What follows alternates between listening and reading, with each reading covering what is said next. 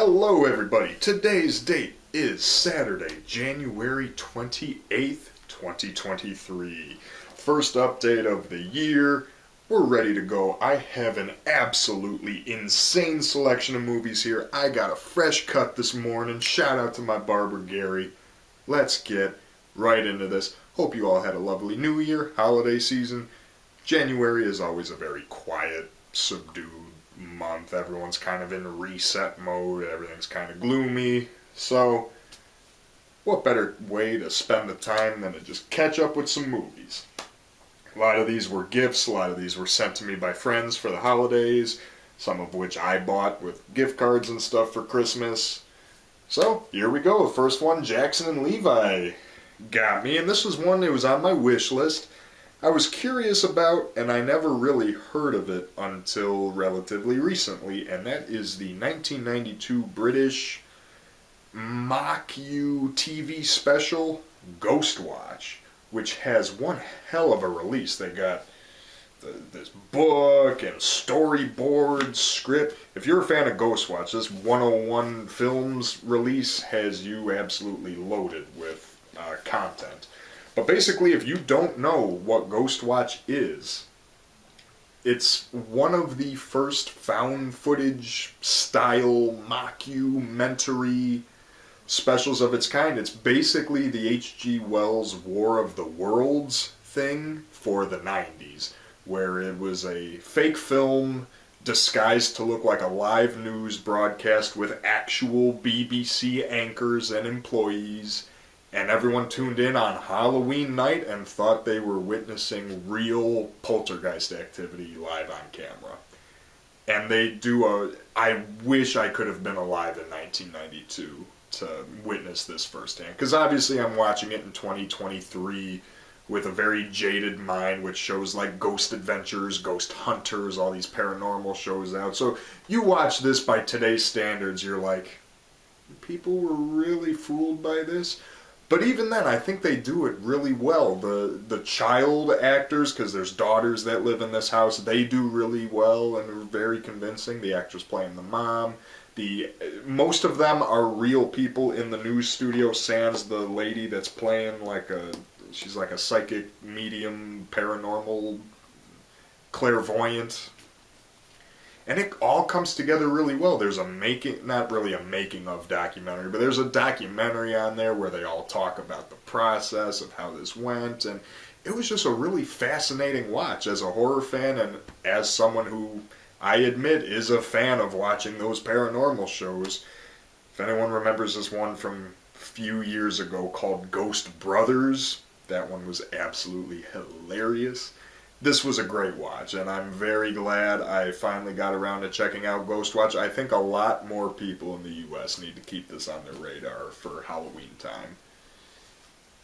And then continuing with my 2022 movie catch-up, because in the last update I bought The Batman. So this time I got 3 2022 Blu-rays, starting off with Violent Night, which I absolutely adored. Saw this in the theater, had a wonderful time with it. It's a blend of Die Hard, Die Hard 2, and Home Alone, as well as the fake movie from the beginning of Scrooged, if anyone remembers that. David Harbour as Santa. I remember when I first heard that, I was like, what? But watching this, I had a ball. Just in the theater, the Home Alone sequence in this is beautiful. John Leguizamo was the second thing I saw him in, because I also saw The Menu in theaters, and I enjoyed it for what it was. I haven't gotten that one yet. Maybe I'll pick The Menu up. Violent Night. This is a new holiday classic for me. Absolutely loved it. Wonderful time at the theater. If they do a sequel, I'd be down. I want to see what else they do with that. Introduce Miss Claus in there. Smile, which is okay. I saw this in the theater as well. I mainly I was curious to watch the Laura Hasn't Slept, which is the original short film Smile's based off of. This is a very, very mid-2000s horror film to come out in 2022. Saw it in the theater. I thought Cal Penn was kind of weird placement in there. It stars Kevin Bacon's daughter. She does great. She carries this entire film on her shoulders because it is a pretty slow burn. it relies so much on jump scares. This feels so much like something I should have seen in like 2005. It's not bad for what it is. The ending is really not that good. The way this ends is kind of lazy, and it undercuts the whole kind of moral the movie was building up, so I really didn't understand. They took the cheap way out of it. But it's okay, you know. I'm just so thankful we're seeing so many original, creative horror films coming out. Now, granted, I know original is not the right word for this because nothing about this is original. It Follows and The Ring. That's all this is. But I mean, like, it's not associated to a franchise. That's what I mean when I say original. We're getting a lot of standalone stuff. I did also see Barbarian in the theater, which I have a weird story about the night I went to see that, but that'll be for another day. As of now, that one still is not slated for any type of official release. I'll pick that up if it ever gets one. And then this one I did not see in the theater. And I originally was not planning on checking this or its predecessor out because I see A24 and I run. I'm one of the only people on the face of the earth. I walked out on Everything Everywhere All at Once. Yes, you heard me say that right, folks. I hated that stupid, overrated garbage.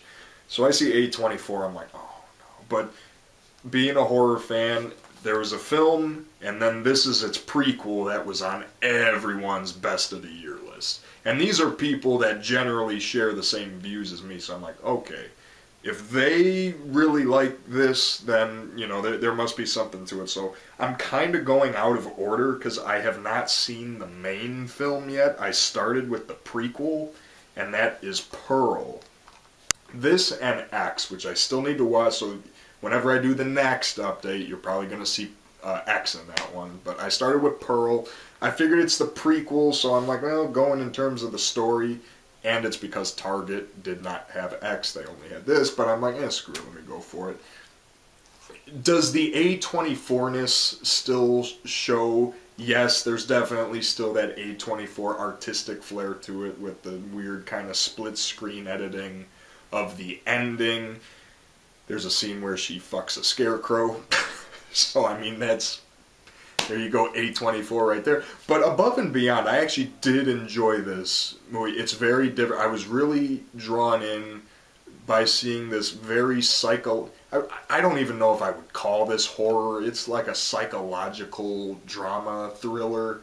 Because you're watching the origin of this character, Pearl, and what made her the villainess she's about to be in the film X. And this had me intrigued enough. I'm like, okay, well, I can't wait to watch the main movie now, so I'm looking forward to that. And Mia Goth, who was not on my radar, I don't think she was on many people's radar at all before this and X. I mean, I gotta give credit where credit's due. She is awesome in this. It's a little like her monologue, famously, she gives like a 7-minute monologue that's completely uninterrupted. I give her extreme credit for that. She puts her all into it. Even though by that point in the film, I personally was just kind of like, all right, come on, let's move on here. But she herself is awesome, and she's kind of in the news right now for going public about being snubbed by the Oscars, and I could definitely see her, getting some really good notes for this. I'm surprised the Oscars didn't pick up on it, because it's filmed in Technicolor. It looks like The Wizard of Oz, Gone with the Wind, the way the orchestral music is. Usually the Academy, that's what they thrive off of. So I'm surprised they didn't pick. But because there's blood in it, God forbid. I'm not saying that's a classic or anything by any means. It's not my favorite of the year, but I enjoyed that for what it was. I look forward to X. This was a bit of a disappointment. I mean, you know what you're going to get. And this is a sequel to, and again, much like that, I have not seen the original film yet. Based on this, I don't intend on it because this was pretty rough. Another WolfCop. It is what it is. You get what you pay for with it. I just wish I had more fun with it. The best part of this film is the fact that the Canadian singer Gowan has a small role in it as one of the villains. and his song Strange Animal, which is one of my favorite songs of the 80s, Strange Animal by Gowan, plays twice in this film. Once in the end credits and once in a scene that is going to be engraved in my brain until the day I die. The ending at the hockey arena is entertaining and fun, but this is just too juvenile for me. I love my stupid movies. That's about to become very apparent with some of these other ones, but that went in too much. This one I've been sitting on for a while. It's a double feature. I did not watch Jekyll and Hyde together again. I still need to watch that, but I mainly got this for student bodies. Horsehead Bookends. It's a parody movie of slashers, which was released in 1981, right in the height of the slasher era, so it's kind of ahead of its time in that regard. It's rough around the edges. It's not the best parody I've ever seen, but I had a good time with it. It's ridiculous. Some of the jokes land really well, some of them don't. But overall, if you're a fan of slasher films, you gotta give Student Bodies a look. It's famous for having the body count on screen, so every time someone dies, 4, 5, and just like obvious, like the arrow, oh, the door is unlocked. And strangely enough, it's a cast full of no-name people. I did not recognize anyone in Student Bodies, even this like weird, like skinny, like contortionist guy that was really weird. I'm surprised Student Bodies hasn't gotten more exposure after that. It seems kind of under the radar, but I enjoyed it. Same thing with this. I missed this when it came out, and you know, Tom Cruise is at the top of the totem pole of humanity now, thanks to his stunts and his craziness in Maverick and this upcoming Dead Reckoning Mission Impossible film, and he's inhuman. Like, whatever that Scientology is pushing through his brain, he is inhuman. But I've always heard good things about this. I was intrigued by the plot, so I wanted to check out Collateral, and I did really enjoy it. It's Michael Mann, so you know you're getting something really stylized, all the nighttime city aesthetic, and even the musical score in this is at a lot of times, very kind of retro. There's a lot of electric guitar riffing and synth riffs, but at the same time it doesn't feel like a throwback film. It's totally 2004. And it's really cool to see Tom Cruise play a villain like this, because he's playing this really cold, calculated assassin, but at the same time he brings that Tom Cruise charm to it, to where he's offering Jamie Foxx genuine life advice, like there's some semblance of humility to the character of Vincent. Frank Darabont and Chuck Russell are two of the producers behind it. You always know you're in for a good time when you see those names. Peter Berg has a small acting role in it. I wish he was in it more, just because I really like Peter Berg. Mark Ruffalo. There's a lady in this with the initials JPS, but I better keep her name out of my fucking mouth. So I like Collateral a lot, though. And this one was a countless recommendation. American movie. And this is one hell of a documentary about this guy making this film extremely guerrilla style, and just all the shit that goes through with it. And the main thing with this that's really inspirational to a lot of people is just how determined and passionate this guy is. And he's got a good heart, even with a really eccentric head on his shoulders. I forget what's the guy's name? I forget his name. Mark Borchardt is his name, and I know this guy unfortunately passed away, which is too bad. And it's funny and inspiring all in one go. It definitely earns its reputation, even though some of it, like the scene where they're ramming that guy's head into the kitchen cabinet, man, that just hurt to watch. Greatly entertaining and very inspirational. And funny enough, this was the first film of 2023 that I watched. So this is a really good one to kick the year off with. This one, I'd seen this movie before, but I wanted to pick up the MVD Rewind Collection Blu-ray of it, also because it has Diane Franklin in it, my good friend Diane Franklin, who I've been fortunate to work on some stuff with. This was her big breakout role in The Last American Virgin, which I will say, in my opinion, is the best sex comedy of the 80s, because the writer-director Boaz Davidson based this movie on his true life. So everything you see in this film is real, including the famous, heartbreaking, downbeat ending that this has. It's real. Like, the first 2/3 of this, you think you're just watching like another Porky's Revenge of the Nerds style film. And then when shit gets real in the third act, like, it's based from reality. And that's actually how life would play out. So, yeah, this holds the title as my...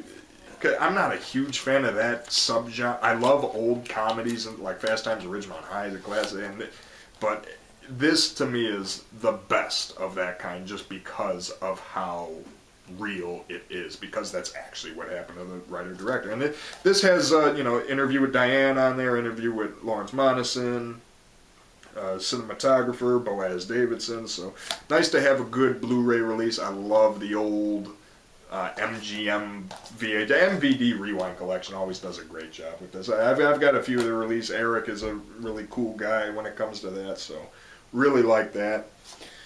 This one sounded interesting. It sounded a lot like Goosebumps, Say Cheese and Die, as well as The Twilight Zone. But I figured, I'm like, you know what, I'm a sucker for these low-budget thrillers with the, high concepts. So I checked out this Blu-ray. I bought it pretty blindly, called Time Lapse. And I gotta be honest, guys, this was a pretty rough sit. It has a semi-decent reputation online, but I did not get anything out of this at all. It's this gigantic Polaroid camera that takes pictures of the future in these three people's apartment. It's these two guys and the girl. Two of them are a couple, and then the other guy's like a gambling addict buddy of theirs.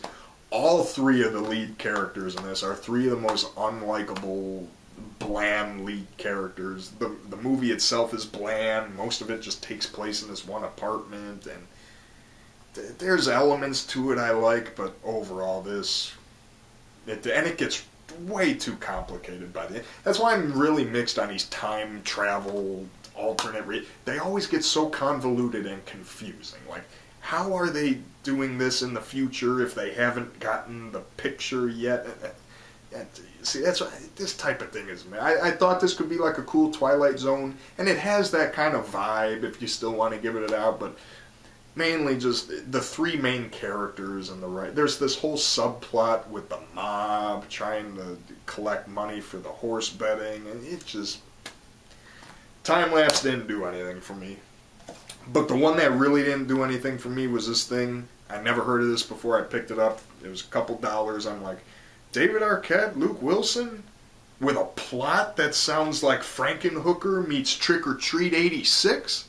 This looks awesome. It's this thing called High Voltage. This thing's an absolute piece of shit.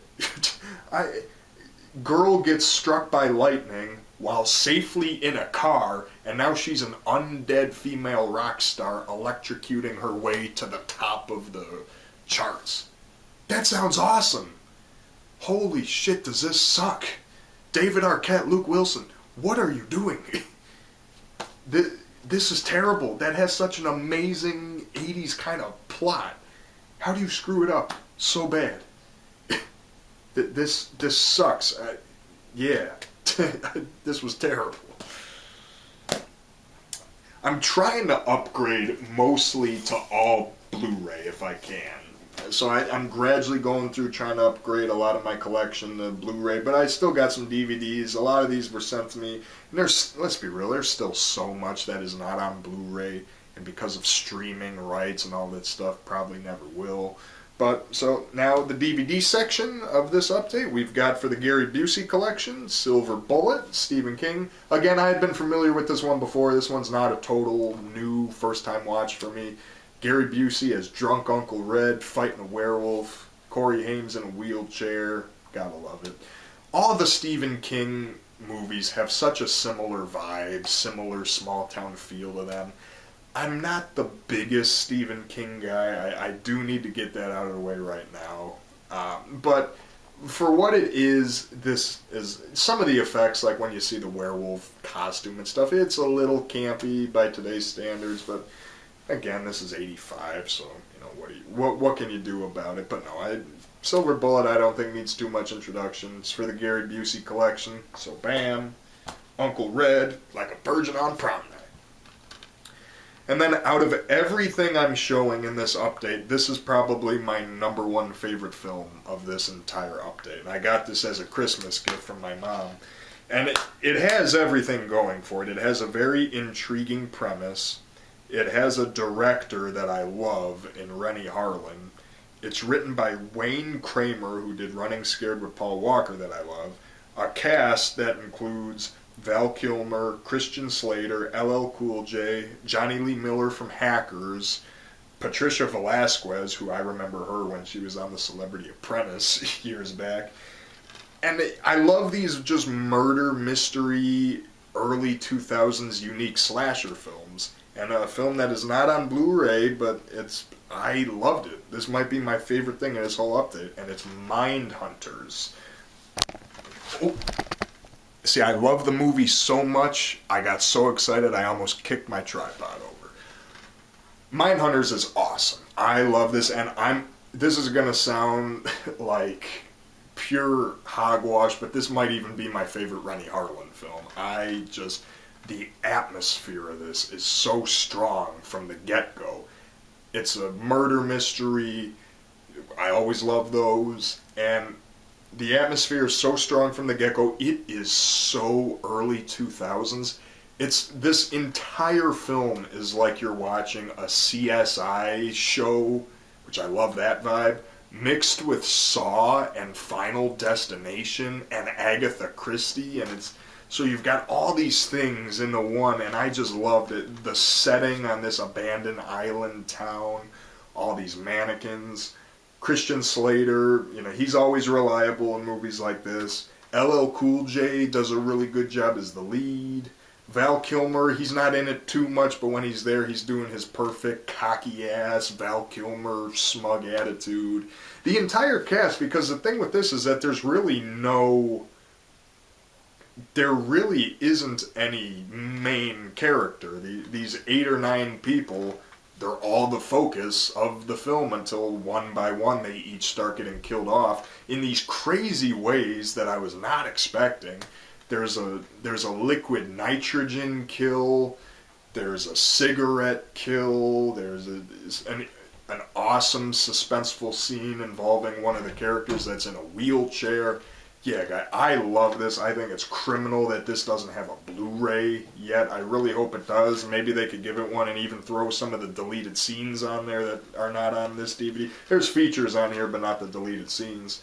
But yeah, this right here is pinnacle Ken. Just the stuff I love in a good thriller is all here in spades, and I loved it.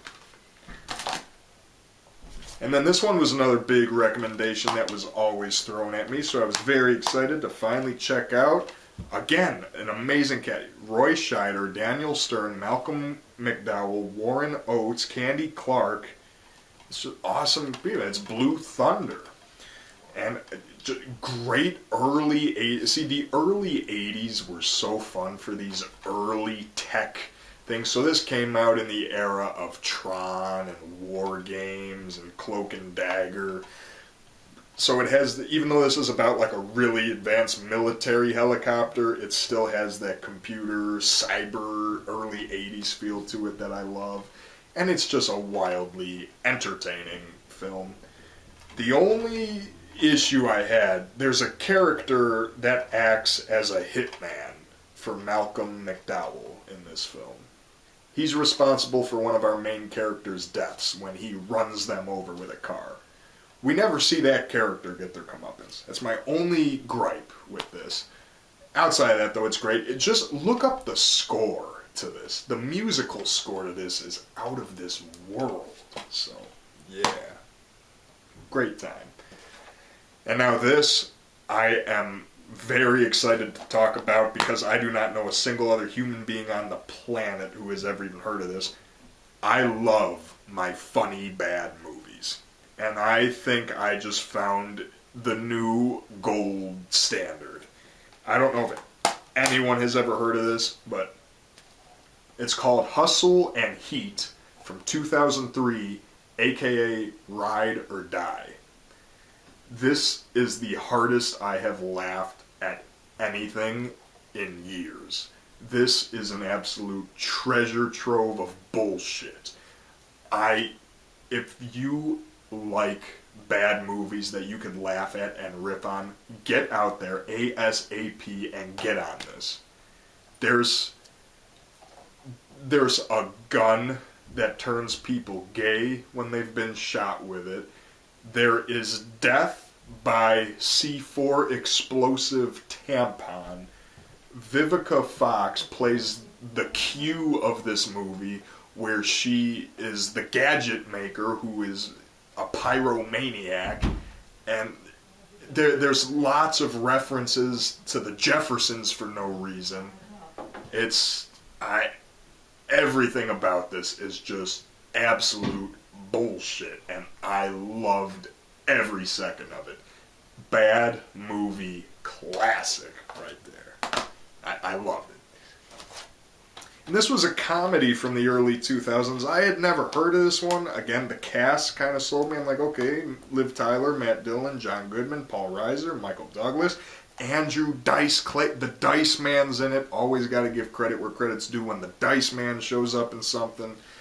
It's this comedy called One Night at McCool's, which somehow I missed this one before, and it's very much trying to bank off the Quentin Tarantino Pulp Fiction vibe that a lot of things around the late 90s and early 2000s were trying to do. So you've got these three different stories by Paul Reiser, Matt Dillon, and John Goodman, all of which have become intertwined with Liv Tyler, and like she's living with Matt Dillon and they're a couple, and Paul Reiser is his cousin, and yet John Goodman is this religious cop that is like in love with her. And I was mixed on this movie from the get, because it's very clear they're doing the Pulp Fiction thing, which I'm not a huge fan of, but by the end, this thing gets so crazy and so off the wall that it's impossible not to have a good time with it.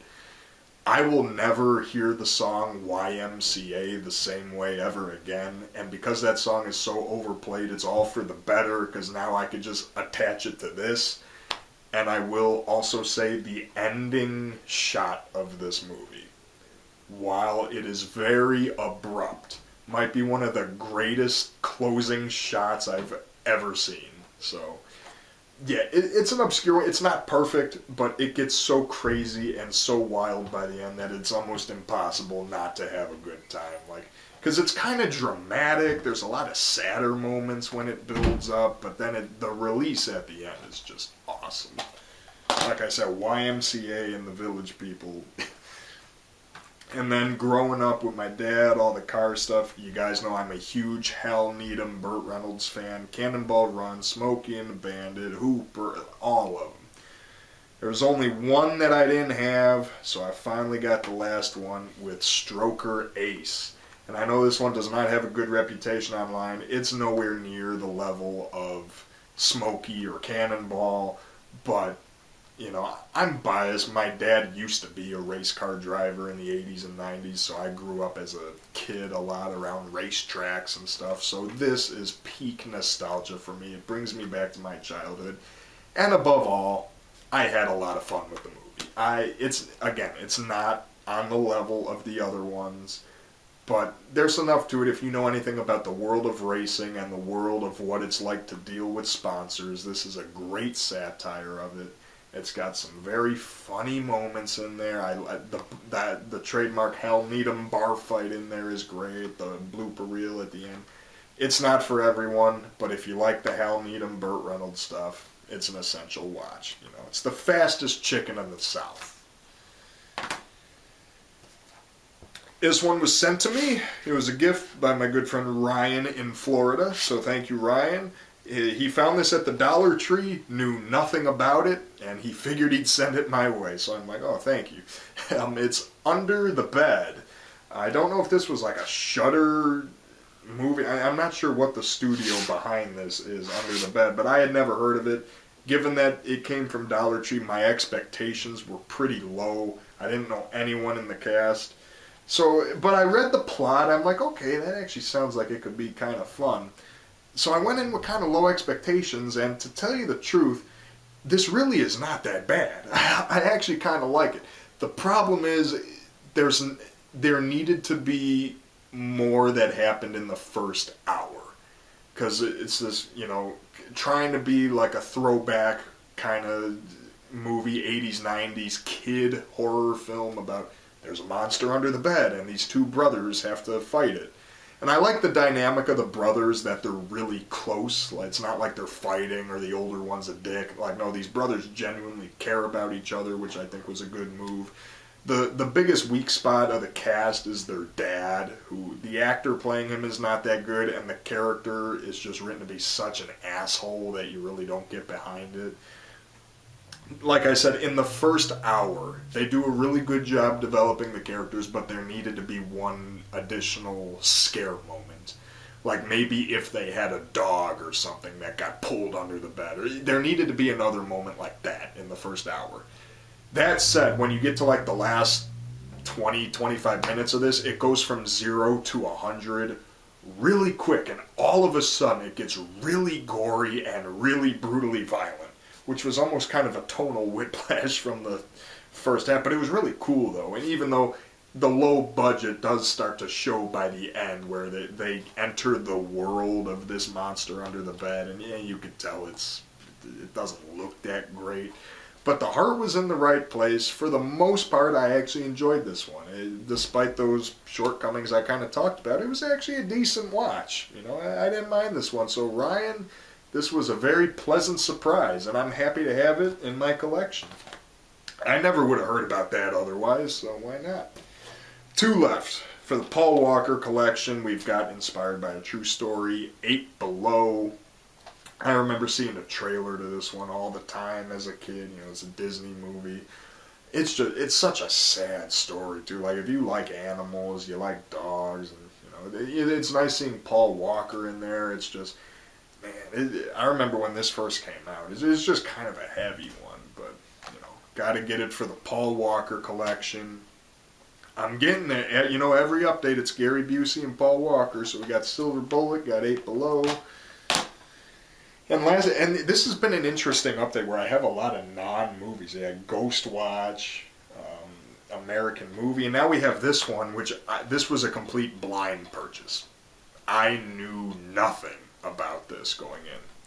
But I'm like, alien UFO documentaries, that's kind of cool stuff. Let me check out 6 Days in Roswell. Again, I bought this blindly, not knowing a thing about it. And this ended up being one of the funniest things I watched, because it's partial documentary and partial like road comedy, where the main guy in this, he's playing like this he's not playing himself, he's playing like this caricature of himself, this really eccentric guy. And so you're watching, and this is exactly my style of humor, where it's this guy going to Roswell, New Mexico from Minnesota, and all the weird alien shit that happens, and he is being so dry about everything and all these weird situations. He goes to this candy factory, which you could tell he probably wasn't supposed to be in because they blurred everyone's faces. He's like, I want to see the alien lollipops, and then it just cuts to something else, so it's like, well, he probably got thrown out of there making this. He's riding around this parade in this thing that he builds, and at one point, he gets the ugliest haircut known to man, and I was expecting this to just be like a UFO alien documentary. I'm like, oh, this should be interesting. I was not expecting to laugh my ass off. Intentionally. Like, this is very funny. Like, I gotta look up more stuff that these people, these producers did, because this was a joy, guys. I really like that. And that is that for January 20th. Is today the 28th or the 29th? See, I don't even know what day it is. Saturday, January 28th, maybe 29th. I don't know. I'm losing track. I had a very busy week with my jobs and stuff, so I'm losing track. Hope you guys like this. Comment down below if you've seen any of the movies there, what you think of them. And, yeah, welcome to 2023. Talk to you guys soon. Thank you.